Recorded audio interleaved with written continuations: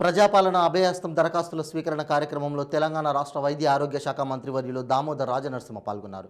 నర్సాపూర్ నియోజకవర్గంలో హత్నూర మండల కాసాల 12వ వార్డులో గజమాలతో ఆయనకు ఘన స్వాగతం పలికారు.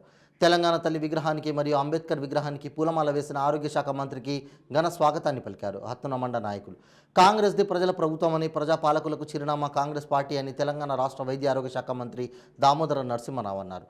నర్సాపూర్ మండల్ రుస్తుంపేట గ్రామంలో ప్రజాపాలనకు గెలుచుండగా నర్సాపూర్ బీఆర్ఎస్ ఎమ్మెల్యే సునీతా లక్ష్మారెడ్డి ముఖ్య అతిథిగా హాజరై నర్సాపూర్ నియోజకవర్గంలో మండల పట్టణంలో రుస్తుంపేట్ గ్రామంలో కాంగ్రెస్ ప్రభుత్వం 6 గ్యారంటీలతో పాటు అనేక ప్రజా సంక్షేమ కార్యక్రమాలను చేపట్టిందన్నారు. అర్హులైన వారందరికీ సంక్షేమ పథకాలు అందజేస్తామన్నారు. ముఖ్యంగా మహిళలకు ఉచిత బస్సు ప్రయాణం ప్రవేశపెట్టామన్నారు. అలాగే గ్యాస్ సబ్సిడీ, మహిళలకు పెన్షన్ లాంటి సౌకర్యాలు త్వరలోనే కల్పిస్తామన్నారు. 2 గ్యారంటీలను ప్రభుత్వం ఏర్పడిన 2 రోజులకే అందించి మహిళలకు ఉచిత బస్సు సౌకర్యం కల్పించిందని, అలాగే ప్రభుత్వ ఆసుపత్రిలో గుర్తించబడిన కార్పొరేటర్ ఆసుపత్రిలో వైద్య చికిత్స కోసం ఆరోగ్యశ్రీ కింద 5 లక్షల రూపాయల నుండి 10 లక్షలకు పెంచడం జరిగిందని తెలిపారు. ప్రతి కుటుంబానికి లబ్ధి చేకూరిందని, అందరూ సద్వినియోగం చేసుకోవాలని పేర్కొన్నారు. అలాగే 100 పడకల ఆసుపత్రి ఇవ్వాలని మంత్రిని కోరారు. ఈ కార్యక్రమంలో మెదక్ జిల్లా కాంగ్రెస్ పార్టీ అధ్యక్షులు ఆంజనేయులు గౌడ్, నర్సాపూర్ ఇన్ఛార్జ్ ఆవుల రాజిరెడ్డి, టీపీసీసీ ప్రధాన కార్యదర్శి రవీందర్ రెడ్డి, రాష్ట్ర మైనార్టీ విభాగం అధ్యక్షులు ఎంఏ హకీం, నర్సాపూర్ నియోజకవర్గ యూత్ అధ్యక్షులు రియాజ్ అలీ, రుస్తుంపేట్ సర్పంచ్ భాస్కర్ రాజు, ఎంపీపీ జ్యోతి నాయక్, ఎంపీటీసీ లక్ష్మి, అశోక్, జెడ్పీటీసీ భాగ్య నాయక్ తదితరులు పాల్గొన్నారు.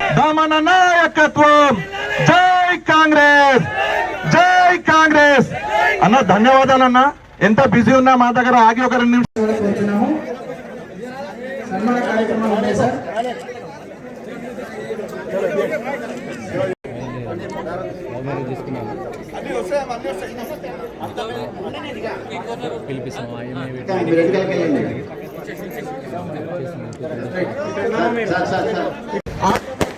అన్న ఆవిడ రాజరెడ్డి గారు అన్నను ఫస్ట్ అంబేద్కర్ గారికి విగ్రహానికి పూలమాల వేస్తామంటారా?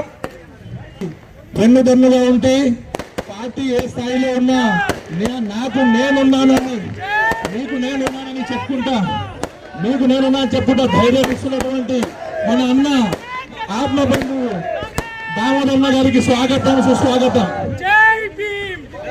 దామోదర నాయకత్వం, దామన్న నాయకత్వం, దామన్న నాయకత్వం.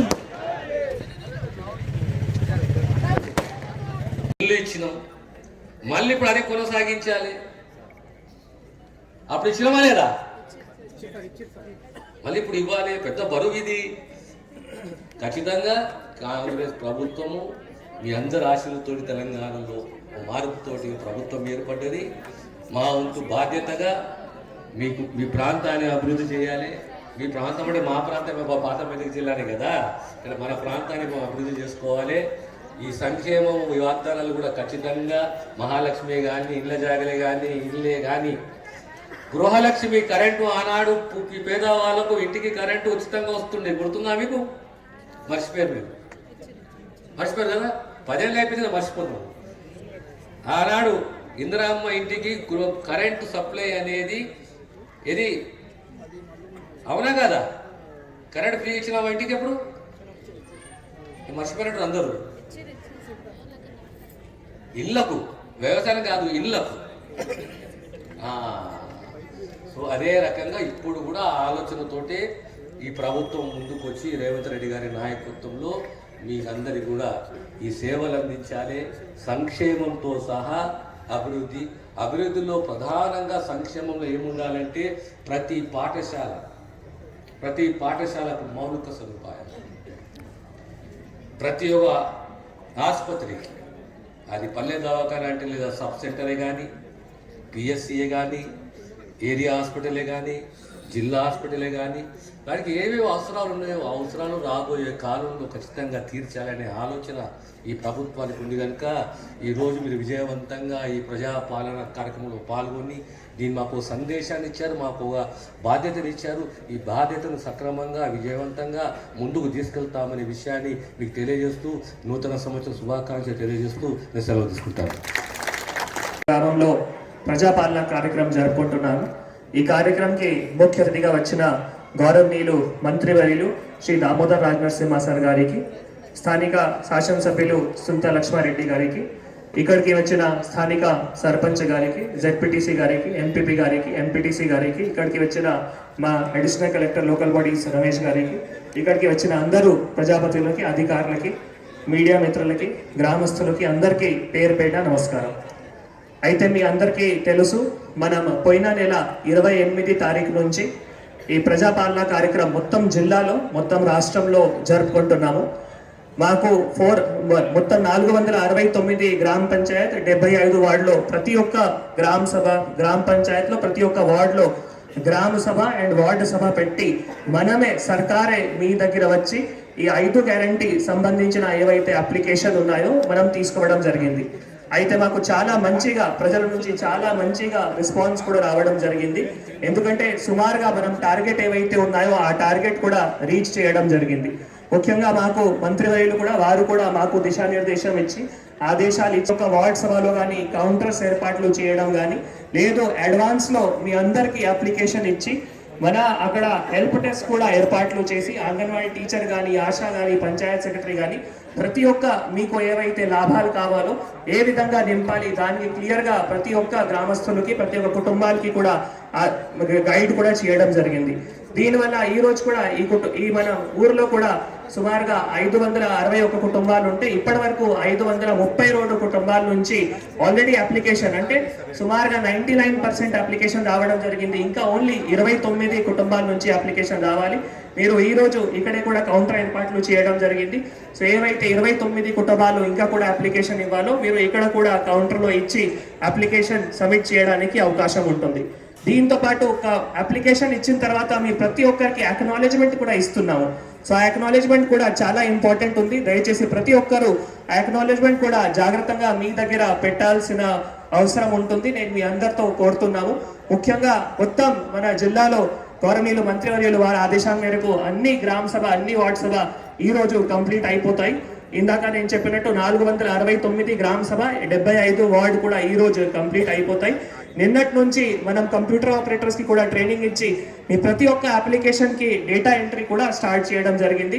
సో ప్రభుత్వం, మనం గౌరవనీయులు ముఖ్యమంత్రి గారు శ్రీ రేవంత్ రెడ్డి గారు వారు మాకు కలెక్టర్స్ కాన్ఫరెన్స్ పెట్టి ఏ విధంగా అప్లికేషన్ తీసుకోవాలి, ఏ విధంగా డేటా ఎంట్రీ చేయాలి, ప్రతి ఒక్కరికి కూడా చాలా క్లియర్ గా మార్గదర్శనం ఇచ్చి గౌరవనీయులు మంత్రివర్యులు వారి ఆదేశాల మేరకు ఈ కార్యక్రమం మొత్తం జిల్లాలో సక్సెస్ఫుల్ గా చేస్తున్నాము. మీరు అందరూ కూడా మాకు సహకరించారు. ముఖ్యంగా ఈ రోజు కూడా ఇంత మంచిగా ప్రోగ్రామ్ ఆర్గనైజ్ చేసినందుకు స్థానిక సర్పంచ్ గారికి, అందరూ అధికారులకి కూడా మనస్ఫూర్తిగా ధన్యవాదాలు తెలియజేస్తూ సెలవు పేట స్థానిక సర్పంచ్ విజయభాస్కర్ రాజు గారు, local MPTC Lakshmi Ashok garu, ZPTC Babya Naik గారు, ఎంపీపీ జ్యోతి సంతోష్ గారు, సురేష్ గారు, కోఆప్షన్ సభ్యులు మన్సూర్ గారు, నర్సాపూర్ స్థానిక ఎమ్మెల్యే మాజీ మంత్రివర్యులు సునీత లక్ష్మారెడ్డి గారు, మన కలెక్టర్ షా గారు, అడిషనల్ కలెక్టర్ రమేష్ గారు, పాత్రికేయ మిత్రులారా, ప్రజాపాలన విచ్చేసిన నా అక్కలు, చెల్లెళ్ళు, యువకులు, పెద్దలు మీ అందరికీ స్వామినయంగా నమస్కరిస్తున్నాను చేతులు జోడించి. ఈ ప్రజాపాలన అనే కార్యక్రమము, ప్రభుత్వం అనేది ప్రజల ముందుకు రావాలి, ప్రజల ముందు ఉండాలి, ప్రజల యొక్క అభిమతాన్ని, ఆవేదనని, ఆలోచనని ప్రభుత్వం పంచుకోవాలి.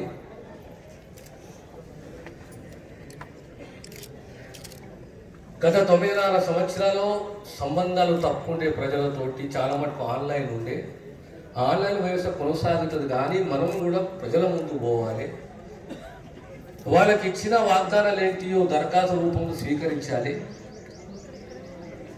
స్వీకరించిన తర్వాత ప్రత్యేకంగా 6 గ్యారంటీలకు సంబంధించి రాబోయే కాలంలో ఇవన్నీ కూడా ఇంప్లిమెంట్ చేయాలని ఒక సదుద్దేశంతో 28 నుంచి 6వ తేదీ వరకు ఈ ప్రజాపాలనని ప్రతి గ్రామంలో, ప్రతి వార్డులో, యావత్ తెలంగాణలో ఈ కార్యక్రమాన్ని చేపట్టి ప్రత్యేకంగా మెదక్ జిల్లాలో ఈనాటికి 1,98,000 దరఖాస్తులు ప్రభుత్వ యంత్రాంగం స్వీకరించింది. ఈ రోజుతోటి సుమారు 2,25,000, 2,30,000 దరఖాస్తులు స్వీకరిస్తుంది.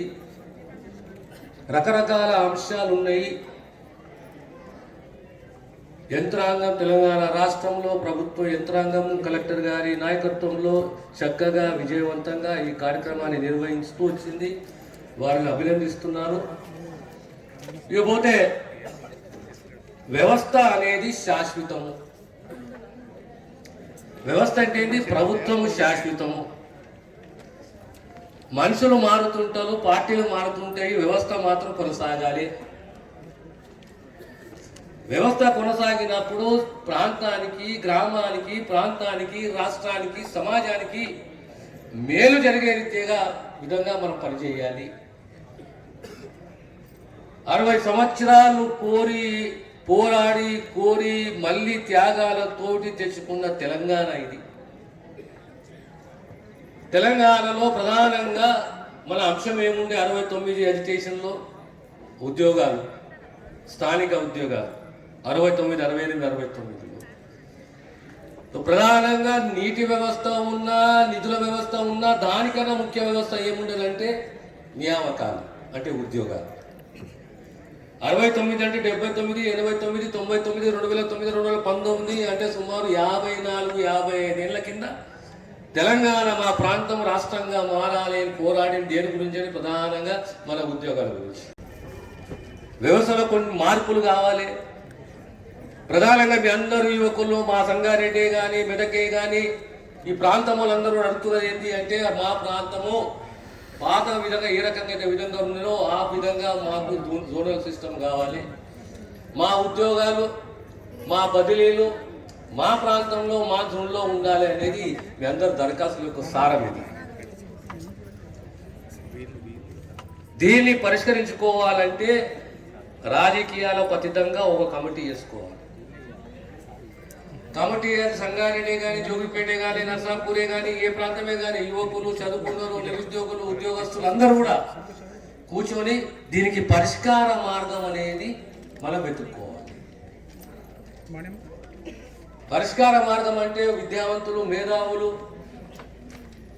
మీరు కూర్చొని ఆలోచన చేసి ఓ దరఖాస్తు, ఓ వినతి పత్రాన్ని తయారు చేసుకొని హైదరాబాద్లో కూర్చొని చర్చించుకొని ప్రభుత్వానికి విన్నవించుకుని, అయ్యా ఇది మా సమస్య, మాకు లేని సమస్య వచ్చింది, ఈ సమస్యను మనం పరిష్కరించండి, మాకు న్యాయం చేయండి, మా పిల్లలకు న్యాయం చేయండి, మా చదువుకున్న విద్యావంతులు ఉన్నారు, నిరుద్యోగులు ఉన్నారు, ఉద్యోగస్తులు ఉన్నారు, మాకు అందరికీ న్యాయం చేయాలని చెప్పి మనం రాజకీయాలకు అతీతంగా ఒక వేదికని పెట్టుకునేసి మనం కార్యక్రమాలు చేపడితే సంపూర్ణంగా మా మద్దతు మీకు ఉంటుందనే విషయాన్ని సందేహం తెలియదు.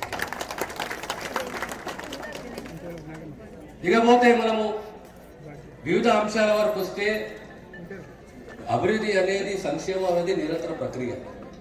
ఏ ప్రభుత్వం వచ్చినా పేదవానికి ఆశ ఉంటుంది, సంక్షేమాన్ని అందించే బాధ్యత ప్రభుత్వానికి ఉంటుంది, ఆ ప్రాంతాన్ని అభివృద్ధి చేయాలనే కమిట్మెంట్ కూడా ఆ ప్రభుత్వానికి ఉండాలే ఉంటుంది.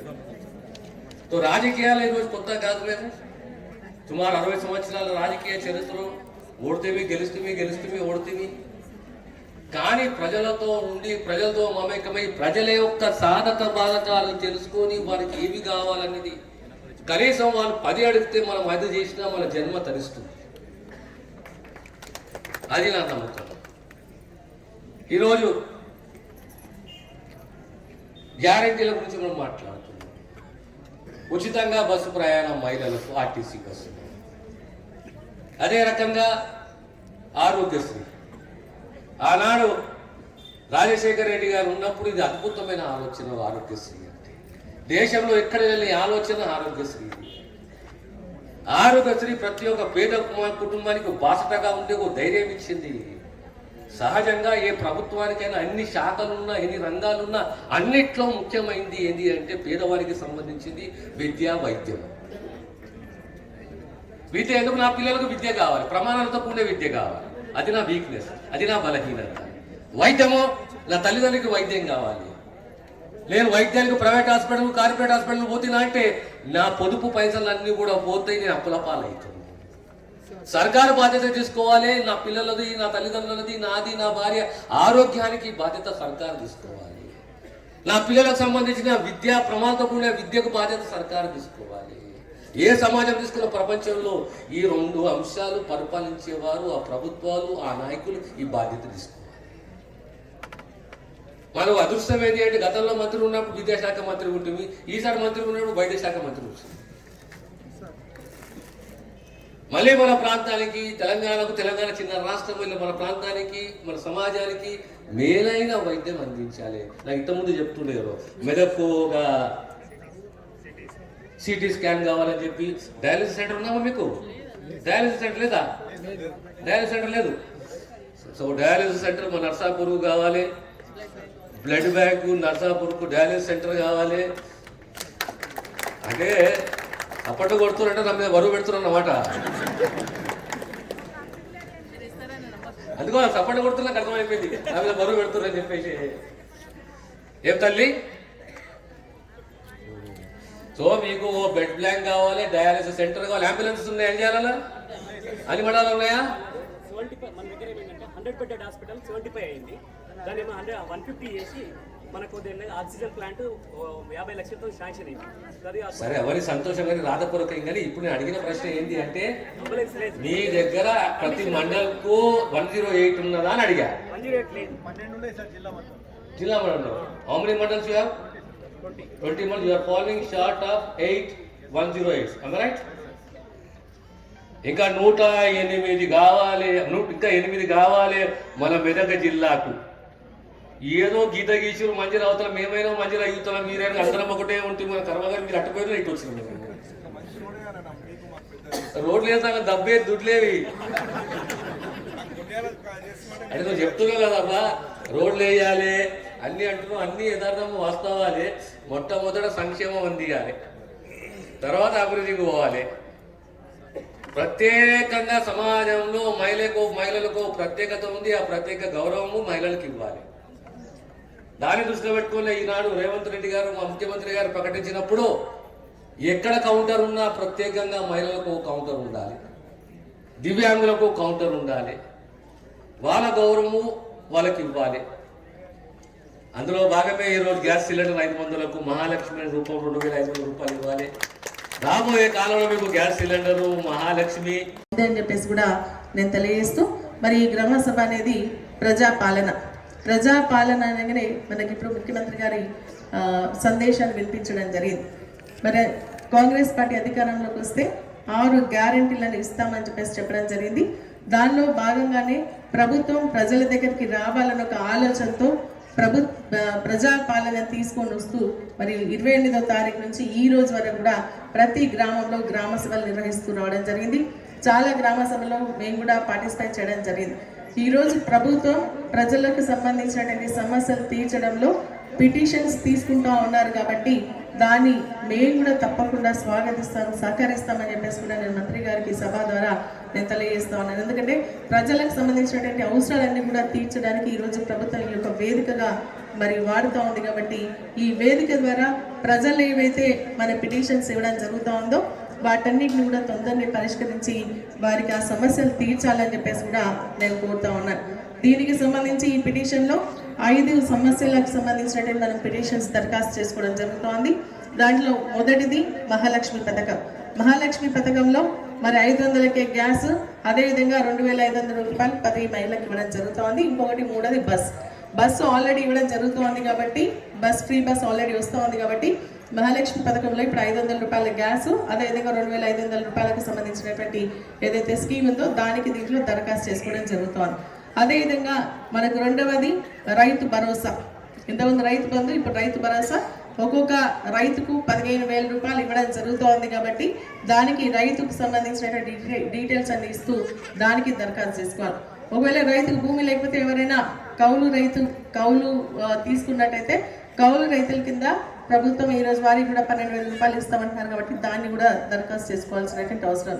భూమి లేకుండా కౌలు తీసుకోకుండా ఉన్నట్టయితే మరి వారిని రైతు కూలీలుగా గుర్తించబడుతుంది కాబట్టి వారికి కూడా 12,000 రూపాయలు ప్రభుత్వం ఇస్తున్నది కాబట్టి దానికి మీరు దరఖాస్తు చేసుకోవాల్సినటువంటి అవసరం ఉంది. దానికి మన ఉపాధి హామీ కార్డు నంబర్ కూడా దాంట్లో జత చేయాల్సినటువంటి అవసరం ఉంది. మరి అదేవిధంగా ఇంద్రమ ఇండ్లు కూడా ప్రతి ఒక్కరికి 5 లక్షల రూపాయలు, ఎస్సీ ఎస్టీస్కి అయితే 6 లక్షల రూపాయలు ఇవ్వడం జరుగుతుంది కాబట్టి ఈరోజు దానికోసం కూడా దరఖాస్తు చేసుకోవడానికి అవకాశం ఉంది.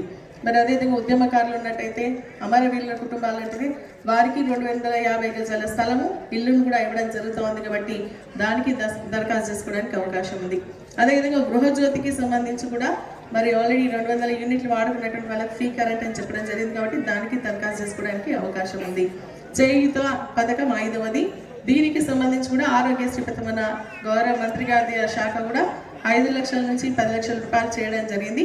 అదేవిధంగా మళ్ళీ పెన్షన్స్ కూడా ఎవరికైతే ఇప్పటివరకు పెన్షన్స్ వస్తున్నాయో వారు కాకుండా కొత్తగా పెన్షన్స్ రానటువంటి వాళ్ళందరూ కూడా దీంట్లో దరఖాస్తు చేసుకునేటువంటి అవకాశం ఉంది.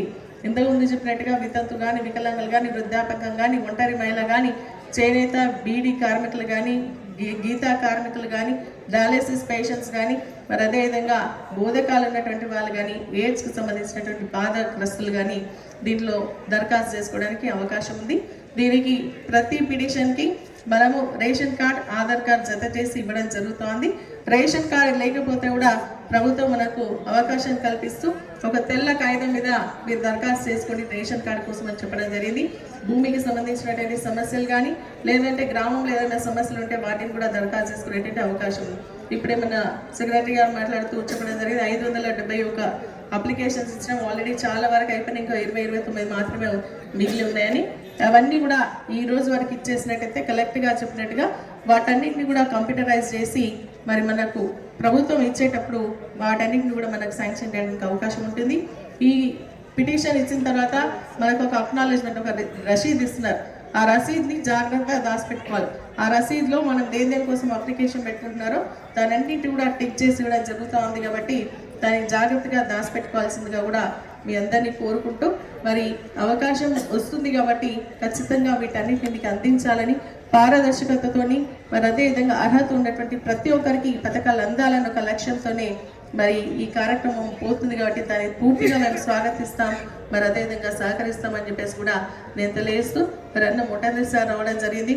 నేను కొన్ని రిక్వెస్ట్లు పెడతా ఉన్నాను.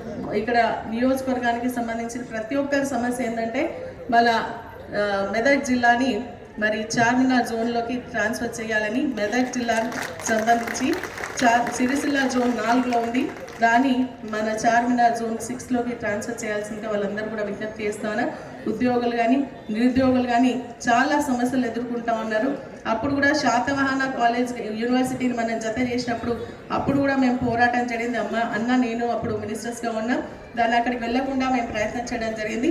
ఇప్పుడు కూడా నేను రిక్వెస్ట్ చేస్తా ఉన్నాను, మన జిల్లాకు సంబంధించినటువంటి నిరుద్యోగులకు కానీ ఉద్యోగస్తులకు కానీ ప్రమోషన్ లేకుండా ఇబ్బంది పడతా ఉన్నారు కాబట్టి దాన్ని చార్మినార్ జోన్ 6లోకి ట్రాన్స్ఫర్ చేసే విధంగా మరి జత చేసే విధంగా జరపాలని మీ యొక్క సహకారం దానికి పూర్తిగా అవసరం అని చెప్పేసి కూడా తెలియజేస్తుంది. ఎందుకంటే మన సంగారెడ్డి జిల్లా చార్మినార్లోకి ఉంది, మరి మన మెదక్ జిల్లాను కూడా దానిలోకి చేరిస్తే బాగుంటుందని చెప్పేసి చెప్తా ఉన్నా. ఇంతకుముందు జోన్ 6లో నల్గొండ, మహబూబ్ నగర్ అవన్నీ ఉండే, దాంట్లో నుంచి ఇప్పుడు కేవలం మన మెదక్ జిల్లాని తీసి సిరిసిల్ల జోన్కి వేయడం జరిగింది కాబట్టి దాన్ని మన చార్మినార్ జోన్కి చేర్చాలని చెప్పేసి నేను మీకు విజ్ఞప్తి చేస్తా ఉన్నా.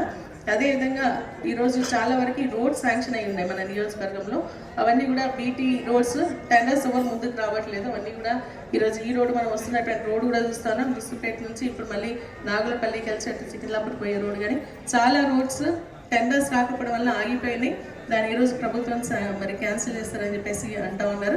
కాబట్టి మీ దృష్టికి తీసుకొస్తా ఉన్నాను, ఎందుకంటే మెయింటెనెన్స్ చాలా అవసరం రోడ్లకు కాబట్టి వాటన్నిటిని కూడా యథావిధంగా మళ్ళీ టెండర్స్ పిలిచి అవి రిపేర్ చేయించాల్సిందిగా పోతా ఉన్నా. మళ్ళీ నర్సాపూర్లో కూడా మరి ఇంకా కొన్ని రోడ్స్ కూడా శాంక్షన్ అయ్యి ఉన్నాయి, వాటిని కూడా టెండర్స్ పిలవలేదు, ఇంకా వాటిని కూడా పిలిచే విధంగా చర్యలు తీసుకోవాలని కోరుతా ఉన్నా. మరి అదేవిధంగా మీ శాఖకు సంబంధించి నర్సాపూర్లో 100 బెడెడ్ హాస్పిటల్ ఉంది, దాంట్లో సరైనటువంటి స్టాఫ్ లేదు కాబట్టి స్టాఫ్కి సంబంధించి ఏర్పాటు చేయాలని, డయాలిసిస్ పేషెంట్స్ ఎక్కువ అవుతా ఉన్నారు కాబట్టి అక్కడ ఒక డయాలిసిస్ సెంటర్ని కూడా ఏర్పాటు చేసి బ్లడ్ బ్యాంక్